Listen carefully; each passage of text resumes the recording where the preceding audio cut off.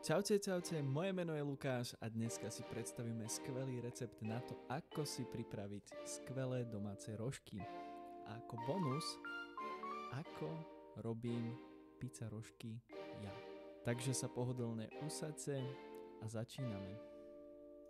Takže si pripravíme misku, sitko, cukor, droždie, hladkú múku, vlažnú vodu, soľ, maslo a váhu. Odvážime si 22 g čerstvého droždia. Potom si ho rozdrvíme v 250 ml vlažnej vody. Pridáme 1 čajovú lyžičku cukru. Dobre premiešame a necháme bokom na cca 10 minút. Do misky si preosejeme 500 g hladkej múky pre nadýchanejšie cesto.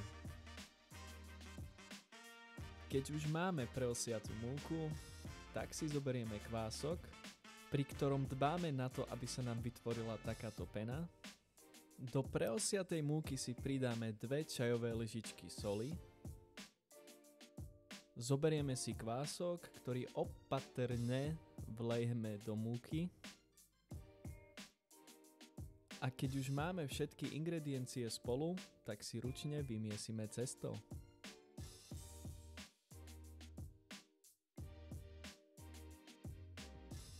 Keď už máme vypracované cesto, tak si pridáme 1 polievkovú lyžičku masla a jemne si ho vmiesime do cesta.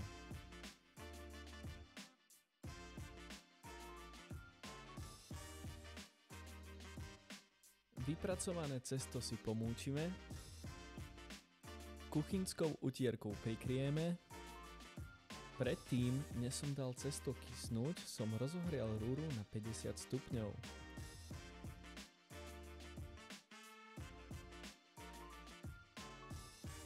Po cca 90 minútach tu máme krásne vykysnuté cesto.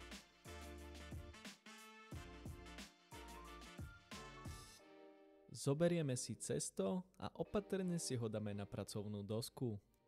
Trošku si ho premiesime.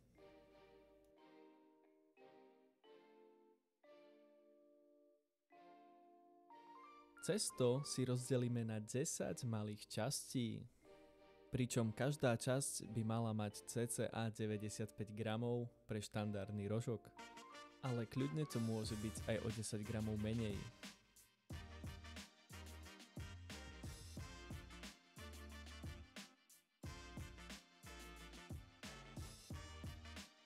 Teraz si zoberieme jednu takúto časť a pomaličky sa ju budeme snažiť vypracovať do trojuholníka.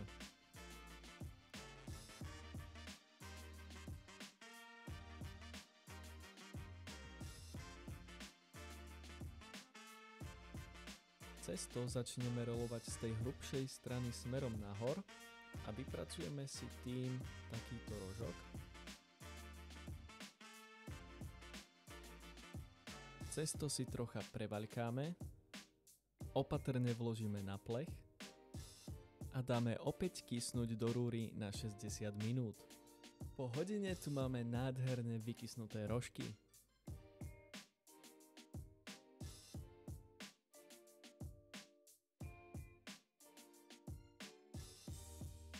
Potrieme si ich vodou.